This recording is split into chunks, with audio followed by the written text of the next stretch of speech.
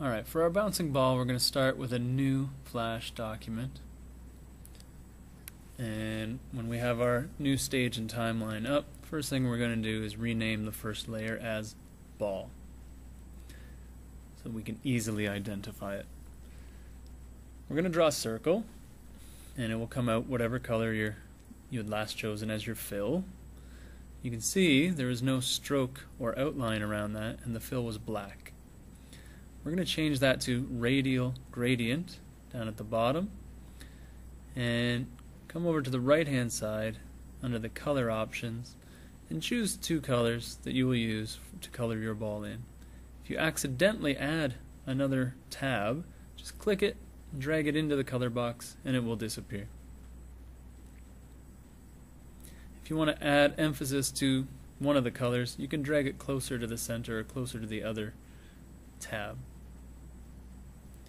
Okay, we'll take our fill bucket, and anywhere the spilling paint clicks is where the spotlighted area will be.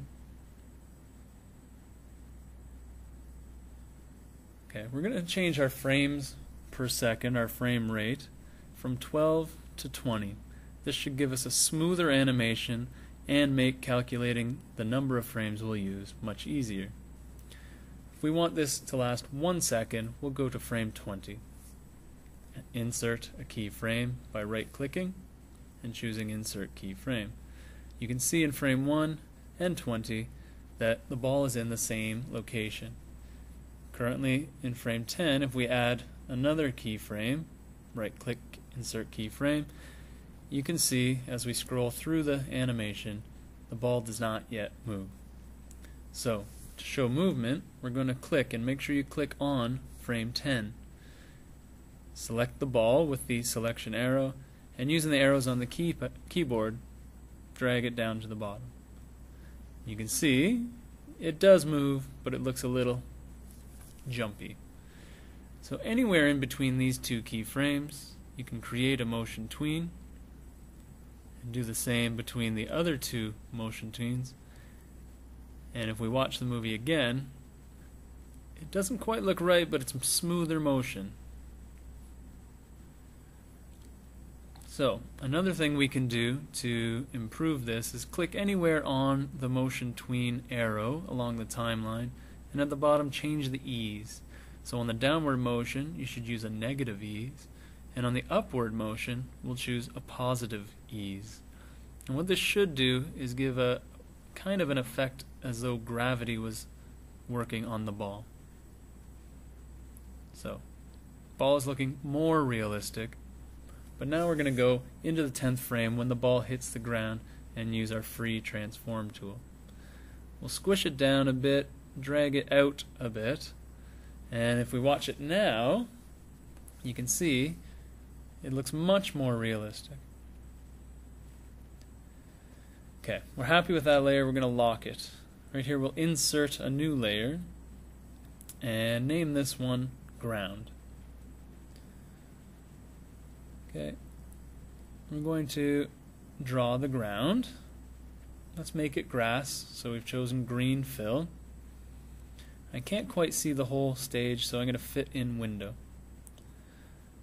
and draw my rectangle, which has covered the ball, but don't worry, we can fix that. We go up to the timeline and we select the ball layer and bring it over top of the ground layer. The ball will do the same and be over top of the ground. So let's try a new layer, a third layer, and name it sky. So our ball layer and our ground layer are locked. I'm going to choose a light blue sky and draw my rectangle from the top corner down to meet the ground. And there we have a very basic ground and sky.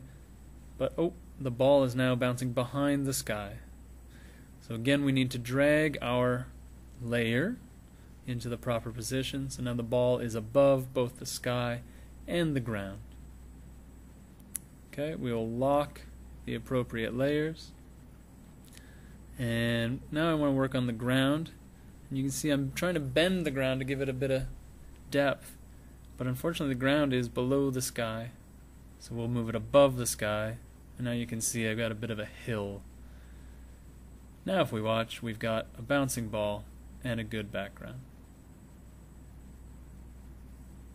Finally, to make the sky look a little more realistic, we'll use a linear gradient, similar to the radial gradient we use for the sphere. And I'll choose a dark blue, and again a light blue, teal, and make sure I lock all the other layers, choose the bucket fill,